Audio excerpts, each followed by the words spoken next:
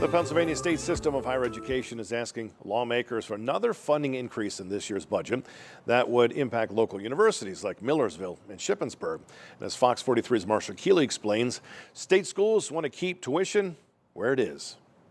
Officials from the Pennsylvania State System of Higher Education were among the first to appear before the Senate Appropriations Committee as budget hearings get underway this week in Harrisburg. Democratic state senators took aim at the high cost of education. Higher ed here in Pennsylvania is too expensive, as evidenced by Pennsylvania being number 3 in terms of student debt load. The net yearly cost for a 4-year degree at PASSHE schools was $19,477 in the 2023-2024 school year. That's about $4,000 cheaper than Pitt and Penn State, and more than $10,000 cheaper than private schools in Pennsylvania. PASSHE is asking for a $40.3 million increase in this year's state budget, bringing its funding to $661.1 million. PASSHE's interim chancellor says the 6.5% increase would help freeze tuition rates for the 8th straight year. The stability that they are realizing, the predictability that they've experienced during their time with tuition being level has really helped them to plan. And so that makes a big difference. While enrollment remained steady last fall, fewer students are choosing PASSHE schools, with another 20% decline expected over the next 15 years. Has there been any consideration to consolidate yet more schools together?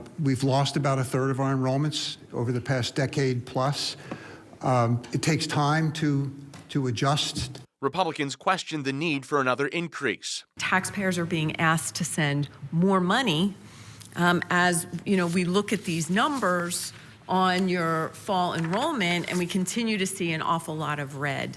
And I think that's concerning. While schools are selling buildings and reassessing program offerings, PASSHE officials say the investments benefit Pennsylvania. We are graduating 21,000 students a year.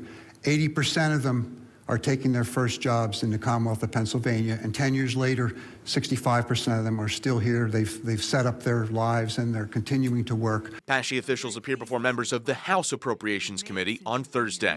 Marshall Keeley, Fox 43 News.